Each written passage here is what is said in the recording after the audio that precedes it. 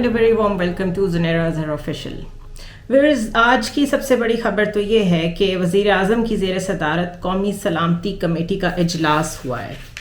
اس سے پہلے میں یہ واضح کرنا چاہتی ہوں کہ نیشنل سیکیورٹی کیا ہوتی ہے، اور آج کل کے جو پاکستان کے حالات ہیں جب ان کو دیکھا جائے تو میں نے یا اور بہت سارے لوگوں نے جو کچھ پولیٹیکل سائنس میں پڑھا ہے، انٹرنیشنل ریلیشنز میں پڑھا ہے، پبلک پالیسی اینڈ گورننس میں، ڈیفنس اینڈ سیکیورٹی اسٹڈیز میں جو کچھ پڑھا ہے، چیزوں کو جیسے اس میں ڈیفائن کیا گیا ہے اور چیزوں کے جس طرح اسٹرکچرز بنائے گئے ہیں، ایٹ لیسٹ پاکستان کی کرنٹ اسٹیٹ میں مجھے وہ اسٹرکچرز اپنی جگہ پہ نظر نہیں آتے.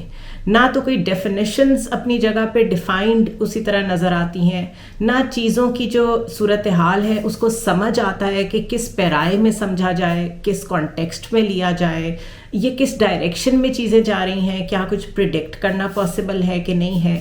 اور اگر میں یہ کہوں کہ انسٹیٹیوشنز بالکل اس وقت نان ایگزسٹنٹ ہو چکے ہیں تو یہ بالکل غلط نہیں ہوگا.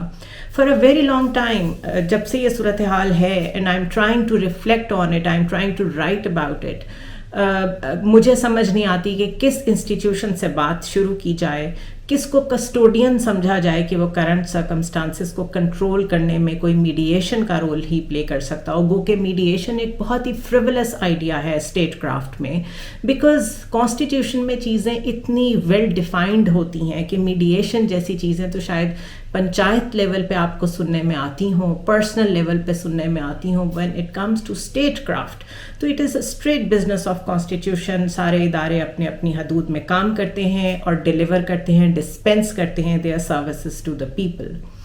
نیشنل سیکیورٹی ایک امبریلا کانسیپٹ ہے، اور اس میں صرف کوئی ڈیفینس فورسز جو ہمیں سیکیورٹی پرووائڈ کرتی ہیں صرف وہی نہیں آتی. اس میں آپ کی فوڈ سیکیورٹی بھی آتی ہے، اس میں آپ کی واٹر سیکیورٹی بھی آتی ہے، اس میں آپ کی ہیومن سیکیورٹی بھی آتی ہے، جس میں فنڈامنٹل رائٹس آپ کے کیا ہیں، جس میں ایک عام آدمی کا کس طریقے سے زندہ رہنے کا حق ہے. یہ ساری چیزیں اس میں آتی ہیں. انٹرنل سیکیورٹی اس میں علیحدہ ہوتی ہے، جس میں آپ اپنی پولیٹیکل پولرائزیشن، اپنی ایتھنیسٹیز جو ہیں، آپ کی مائنورٹیز ہیں، ان کی handling, there are so many nitty gritties جن کو آپ دیکھ رہے ہوتے ہیں. ایکسٹرنل تھریٹ یا جس کو آپ کہتے ہیں کسی باہر کی قوت سے آپ کو خدشہ ہے، وہ ایک ایلیمنٹ ہے of the national security paradigm. صرف اس کو یہ سمجھنا کہ صرف وہی نیشنل سیکیورٹی ہے، یہ بہت ہی فریولس آئیڈیا ہے. اور یہ کیونکہ ہمارے لوگ پڑھتے نہیں ہیں، اور ہمارے وہ لوگ جن کا کام ہے یہ چیزیں لوگوں کو سمجھانا، وہ سمجھاتے بھی نہیں ہیں. بیکاز لوگ جتنا نہیں سمجھیں گے اتنا وہ فیور کرے گا ان فورسز کو جو اس ملک میں کلیپٹوکریسی یا اپنے ایلیٹ کیپچر کو یا ایلیٹ کنٹرول کو کنٹینیو کرنا چاہتے ہیں. سو جو بہت بڑی اگر میں کہوں کہ اس وقت کور پرابلم ہے ہماری اس ملک کی، تو وہ یہ ہے کہ لوگوں کو خود نہیں معلوم کہ ہم جو روز نیوز میں سن رہے ہوتے ہیں وہ اصل میں کانسیپٹ ہے کیا، وہ چیز کہتی کیا ہے. جس طریقے سے آج یہ 41st نیشنل سیکیورٹی کونسل کی میٹنگ ہوئی ہے، اگر ہر شخص کو یہ معلوم ہو کہ اس کا پرپز اصل میں کیا ہوتا ہے، اور اس کے بعد جو اس کے اعلامیے سامنے آتے ہیں اس کے ساتھ اس کو میچ کیا جائے، تو بڑا کلیئرلی پتہ چلتا ہے کہ پتہ نہیں قوم کو کتنا بیوقوف بنایا جا رہا ہے اور کب تک یہ چیز کنٹینیو کرے گی. ایشو بیسڈ پالیٹکس بڑی امپورٹنٹ ہوتی ہے، اسی طرح ایشو بیسڈ ڈبیٹ بڑی امپورٹنٹ ہوتی ہے. ٹاک شوز لگا لیں، آپ کو ایشو بیسڈ، ریسرچ بیسڈ کہیں بات چیت ہوتی نظر نہیں آئے گی. ہر اینکر اور ہر جرنلسٹ نے ایک سائڈ لی ہوئی ہے جس میں اس کا ایم ہوتا ہے to please his or Hare masters, جبکہ اصل کام ہونا چاہیے to inform the people, to educate the people. جیسے جیسے آپ نیوز شیئر کریں ویسے ویسے اس نیوز کی کچھ بیک گراؤنڈ بھی دے دیں، 1 liner 2 liner, but at least educate the people. Because اگر اسٹیٹ نے ایجوکیٹ نہیں کیا، اگر اسٹیٹ نے پاکستان افیئرز میں سب جھوٹ لکھا ہوا ہے، اگر آپ کی اسٹیٹ نے ہی ریلیجن کو، ہسٹری کو، ہر چیز کو ڈسٹارٹ کیا ہوا ہے، تو کسی اسٹیج پہ ٹیچرز کا، جرنلسٹ کا، کسی کا تو حق بنتا ہے، بلکہ رائٹ بنتا ہے، اور اس سے زیادہ میں کہوں گی فرض بنتا ہے کہ وہ اس خلا کو پر کریں جو آنے والی جنریشنز تک جا رہا ہے. So we learn it the hard way. جو کچھ مرضی آپ باہر سے پڑھ کے آ جائیں، آپ کے پیرنٹس آپ کے اوپر جتنا مرضی انویسٹ کریں، آپ کو اچھی یونیورسٹیز میں پڑھائیں، پر جب پاکستان کی گراؤنڈ ریالٹیز کے پاس آئیں تو پتہ چلتا ہے کہ یہ دنیا سے بالکل الٹ ڈائریکشن میں چل رہا ہے. اور جو آج یہ اجلاس ہوا ہے وزیر اعظم کی زیر صدارت قومی سلامتی کمیٹی کا، اس میں سب سے پہلے تو chairman joint chief of staff committee سمیت تینوں مسلح افراد کے سربراہان نے شرکت کی. وزیر اطلاعات نے، وزیر دفاع نے، وزیر خزانہ، وزیر خارجہ اور وزارت داخلہ کے تمام وزراء نے اس میں شرکت کی.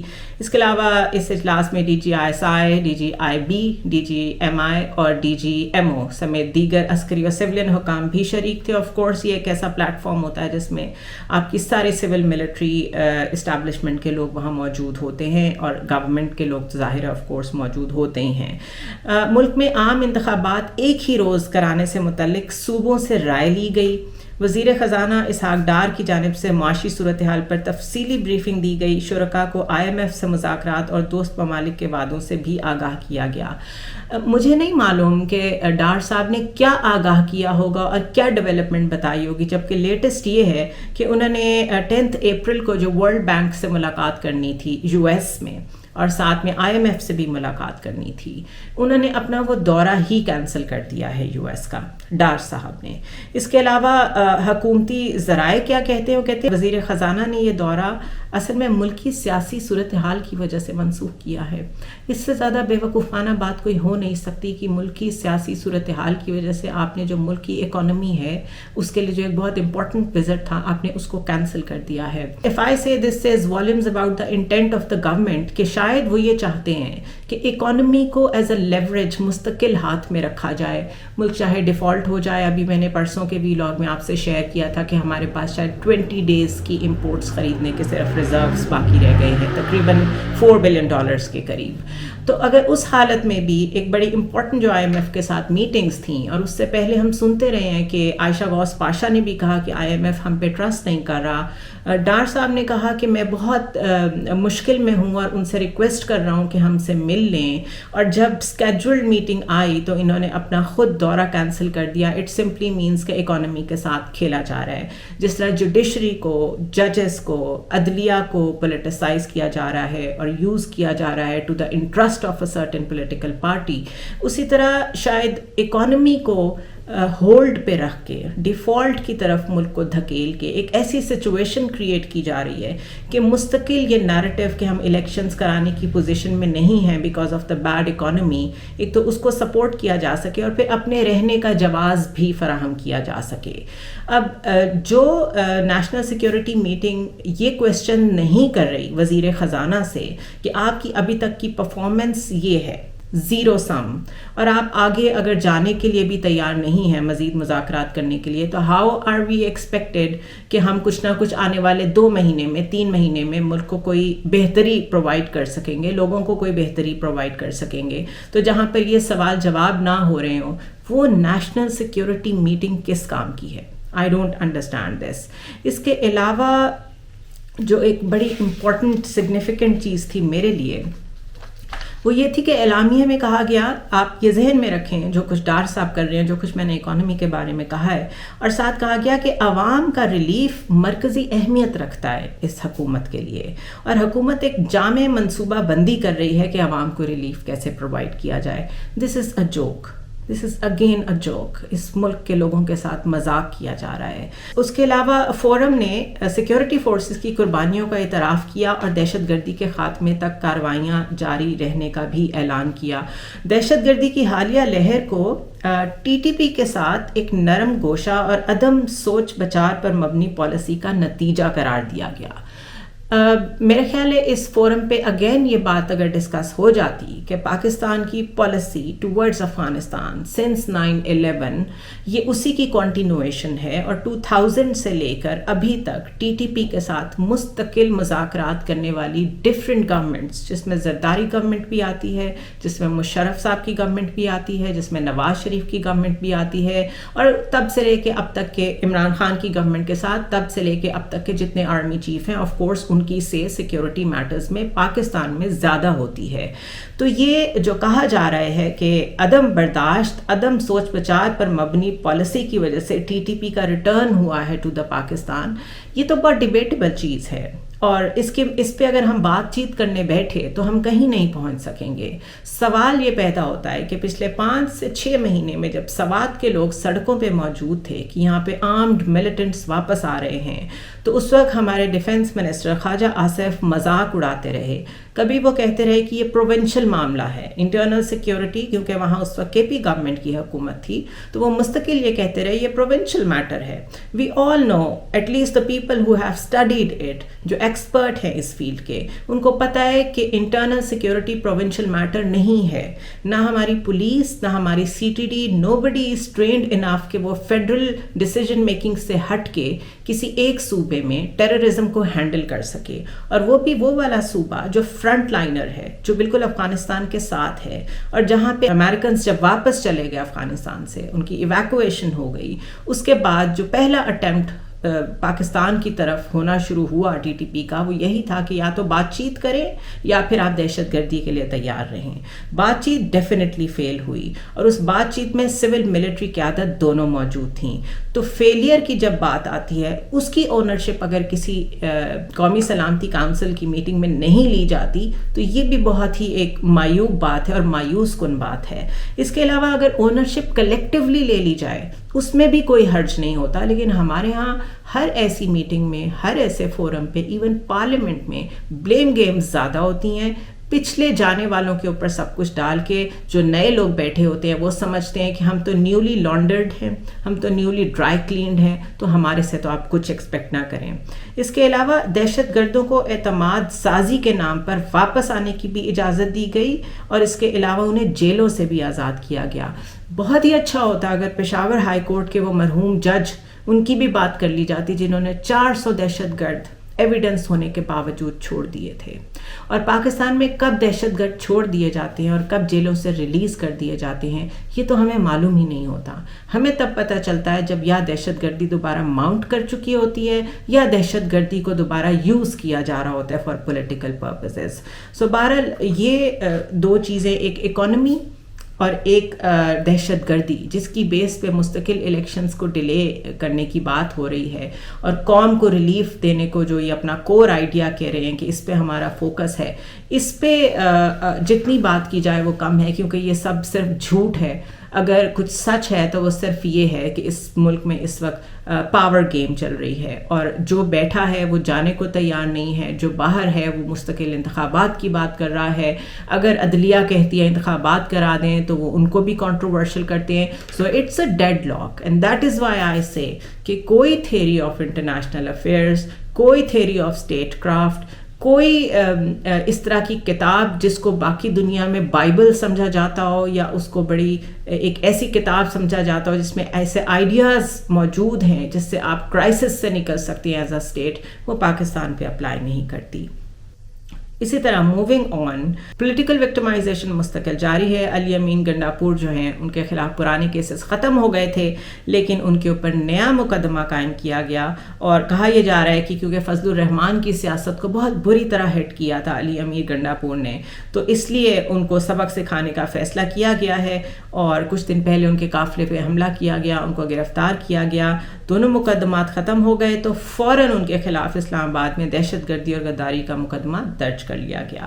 اور غداری سیڈیشن کی جہاں تک بات ہے تو پچھلے دنوں ہی وی ور آل سیلیبریٹنگ، لاہور ہائی کورٹ نے سیڈیشن کو بالکل کہا کہ یہ ایک فریولس لا ہے اور اس کو ختم کریں.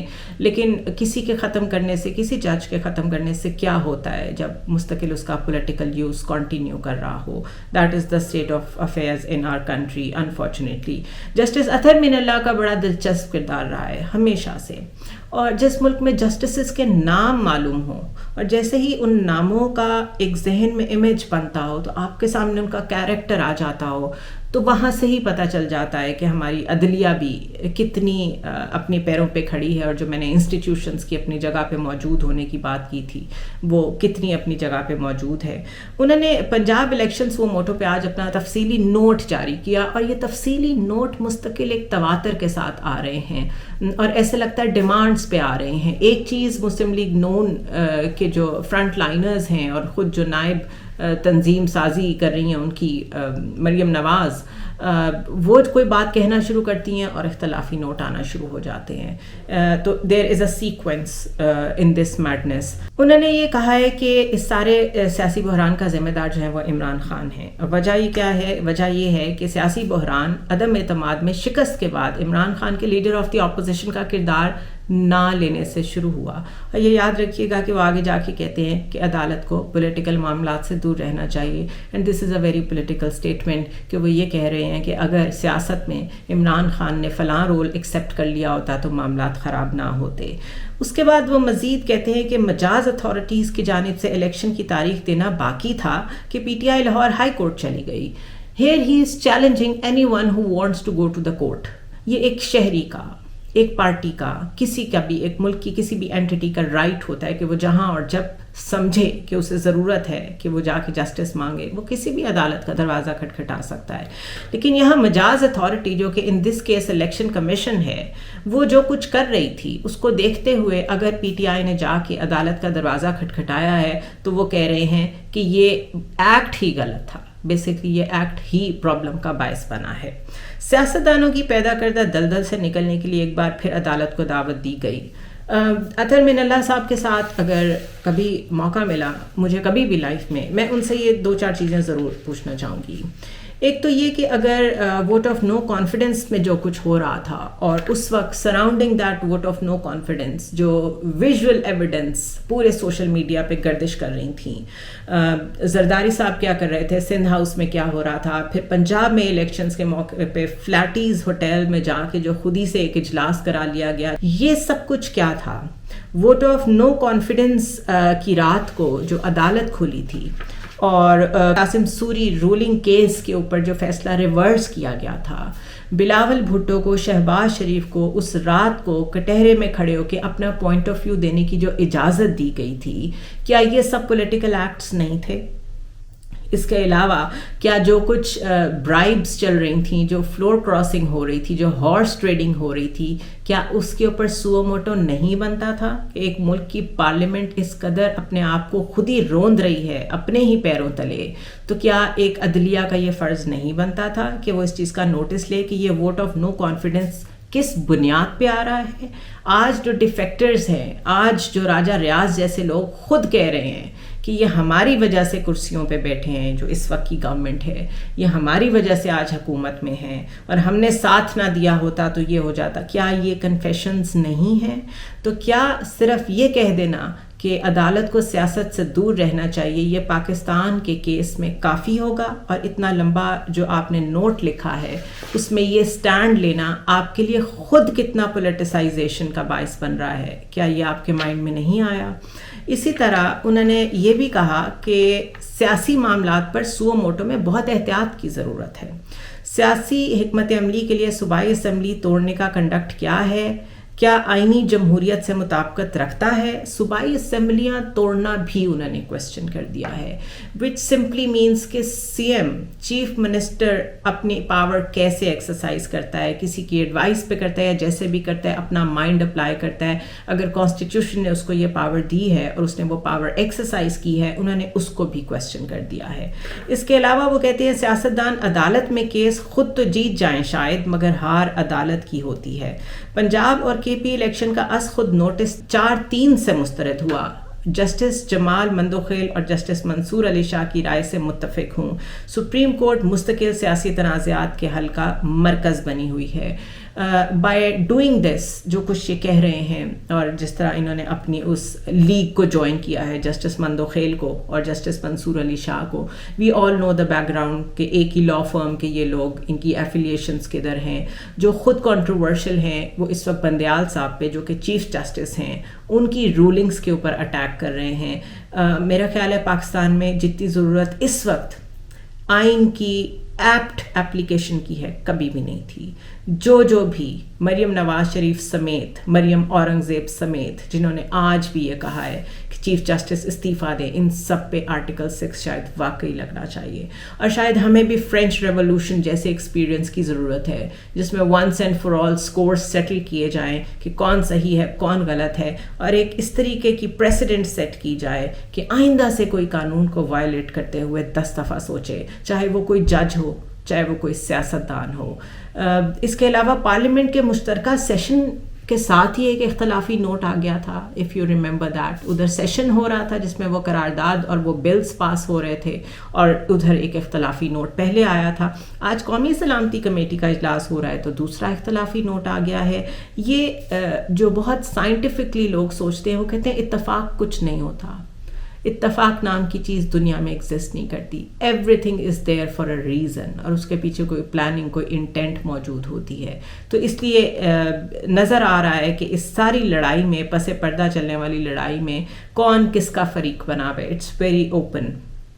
ایک طرف جج صاحب فرماتے ہیں ہمیں سیاسی معاملات سے دور رہنا ہے، دوسری طرف وہ مستقل پی ٹی آئی کو سیاسی رائے دے رہے ہیں کہ عمران خان کو لیڈر آف دا اپوزیشن بن کے بیٹھ جانا چاہیے تھا. اسی نوٹ میں اطہر من اللہ نے یہ بھی لکھا ہے کہ وہ بینچ سے الگ ہی نہیں ہوئے تھے اور نہ انہوں نے ایسی خواہش ظاہر کی تھی، لیکن انہوں نے 23 فروری کو ایک حکم نامے پہ دستخط ضرور کیے تھے جس میں کہا گیا تھا کہ چیف جسٹس بینچ کو ریکانسٹیٹیوٹ کریں. تو جب چیف جسٹس نے بینچ کو ریکانسٹیٹیوٹ کیا تو یہ ان کا پریروگیٹو ہے کہ وہ اس میں کس کو انکلوڈ کرتے ہیں کس کو نہیں کرتے. تو بہت کانٹرڈکشنز ہیں اس اختلافی نوٹ میں اگر اس کو کوئی دیکھنا چاہے تو. اس کے علاوہ عدالت کی نیت کی جہاں تک بات کی جسٹس اطہر من اللہ نے کہ عدالت کو نیت بھی دیکھنی چاہیے، تو قاسم سوری رولنگ کیس پر 5 ججز کی نیت کے بارے میں کیا خیال ہے؟ ڈیبیٹ ہو جانی چاہیے.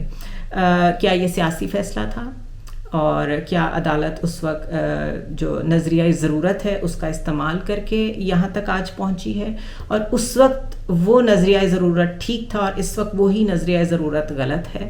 یعنی اس وقت تو پارلیمان اور آئین کی بالادستی بہت ضرورت تھی اس کی، اور راتوں کو آپ عدالتیں کھول رہے تھے، وہ ٹھیک تھا. آج پارلیمان کو بچانے کے لیے، ملک کو بچانے کے لیے، آئین کی بالادستی کے لیے آپ چیف جسٹس پہ اٹیک کر رہے ہیں، آج یہ ٹھیک ہے؟ تو یہ فلپ فلاپس ان کو میں کہتی ہوں کہ آپ کبھی جب آپ کا دل کرے آپ پوائنٹ اے پہ آ جائیں کیونکہ آپ کو وہ پوائنٹ سوٹ کر رہا ہوتا ہے، اور جب دل کرے پوائنٹ بی پہ آ جائیں اس وقت آپ کو وہ سوٹ کر رہا ہوتا ہے. لیکن اگر ججز نے بھی یہی کرنا ہے، پالیٹیشینز سے تو ہم یہ ایکسپیکٹ کرتے ہیں because this is what they do, لیکن اگر ججز نے بھی یہی کرنا ہے تو بہت ہی بری صورتحال ہے. اس کا سمپلی مطلب یہ ہے کہ every institution has been politicized, every institution. اس کے علاوہ ایک خوش آئند چیز یہ ہے کہ لاہور ہائی کورٹ کی طرف سے ایک ڈیسیجن آیا ہے جس میں انہوں نے کہا ہے کہ ریاست کے ساتھ وفاداری اور حکومت سے وفاداری میں فرق ہونا چاہیے. دس is a very fine point. جب آپ ریاست کی بات کرتے ہیں آپ ریاست میں انکلوڈیڈ سارے لوگ، سارے انسٹیٹیوشنز، ایون گورنمنٹ کی بات کر رہے ہوتے ہیں، لیکن حکومت سے مراد صرف حکومت ہوتی ہے. تو وہ کہہ رہے ہیں ریاست کے ساتھ وفاداری اور حکومت سے وفاداری میں فرق ہونا چاہیے. حکمران جماعت سے ہر کسی کی نظریاتی ہم آہنگی نہیں ہوتی، اس لیے حکومتی پالیسیوں پر عدم اطمینان کے اظہار کی آزادی ہونی چاہیے. جسٹس شاہد کریم ہیں لاہور ہائی کورٹ کے جنہوں نے یہ کہا ہے. اس کے علاوہ انہوں نے مفت آٹا تقسیم کی تشہیر کو روکا کہ آپ اس کو ایڈورٹائز مت کریں بیکاز عزت نفس بھی کوئی چیز ہوتی ہے. لوگوں کو لائنوں میں کھڑا کر کے اشیاء خورد و نوش فراہم کرنا عزت نفس مجروح کرنے کے مترادف ہے. اس تقسیم کو میڈیا پہ نشر کرنا جلتی پہ تیل کے مترادف ہے. آئی وش کہ سارے ایسے سوچتے ہوں. آئی وش کہ جو اچھے کام گورنمنٹ کر رہی ہے یا کرتی ہو وہ یہ سوچ کے کرتی ہو کہ وہ اس کا فرض ہے، وہ کوئی احسان نہیں کر رہی. لیکن ہمارے ہاں پرابلمز اتنی زیادہ ہیں کہ جہاں سے بھی بات کو شروع کر لیں صرف مایوسی ہی سامنے آتی ہے. گورنمنٹ کی بات کیا کریں جب اپنے ہی ایریاز میں جہاں میں رہتی ہوں وہاں پر گیٹ کے باہر لوگوں کی لمبی لائن افطار سے پہلے جو لگی ہوتی ہے اور جس طرح ان کے ہاتھ میں ایک ایک کر کے پیکٹ کھانے کا پکڑایا جا رہا ہوتا ہے، اس وقت یہ بھی خیال آتا ہے کہ اگر آپ نہیں چاہتے کہ کوئی بھوکا سوئے تو اس کے لیے رمضان میں اس میں افطار سے پہلے باہر لائنیں لگوانے کی کیا ضرورت ہے؟ بہت آرام سے کہیں کسی جگہ پہ کسی دسترخوان کا بندوبست کیا جا سکتا ہے جہاں پہ وہ اوپن ہو ٹو آل دا پیپل، جو بھی وہاں جتنے لوگ آ سکیں کھا سکیں. اور اگر بہت سارے لوگ اس طرح کے دسترخوان کھول دیں تو جس طرح کی گورنمنٹس ہمیں ملتی ہیں، کم از کم یہ ہم as a collective wisdom of a nation ensure کر سکتے ہیں کہ کوئی بھی بھوکا نہیں سوئے گا. احساس پروگرام بائی دا وے یہی تھا، اور یہ گورنمنٹ آئی اور اس کو بھی ٹارگٹ کر دیا جسٹ بیکاز وہ کسی اور پارٹی کا پروگرام تھا. تو I'm really in a disappointed state of mind today, because یہ سب کچھ اپنے ملک میں ہوتا دیکھنا، ایسے ڈیسیجنس کے بعد جو آپ نے لائف میں لیے ہوں، آپ اچھی اپرچونیٹیز پاکستان سے باہر چھوڑ کے آئے ہوں اور آپ چاہتے ہوں آپ اپنے ملک میں رہیں، اپنوں میں رہیں اور اپنے لیے کچھ کریں، اپنے لوگوں کے لیے کچھ کریں، اور آپ کو کرنے ہی کچھ نہ دیا جا رہا ہو اور ایسی خبریں روز سننے کو ملتی ہوں تو ڈس اپوائنٹمنٹ تو ہوتی ہے. بٹ اسی طرح زندہ رہنا ضروری ہے، اور شاید یہی چیلنجز ہیں جس کا نام لائف ہے. اس کو فیس کرتے رہنا ہے ہم نے اور آپ نے اکٹھے، تا وقتے کہ کوئی ایسی سٹیج آئے جس میں ہماری rate establish who, rate of the people. یہ صرف خواب نہیں ہے، یہ کانسٹیٹیوشن میں لکھا ہوا ہے، یہ ہمارا رائٹ ہے اور ہمیں یہ حاصل کرنا ہے. سی یو ٹمارو.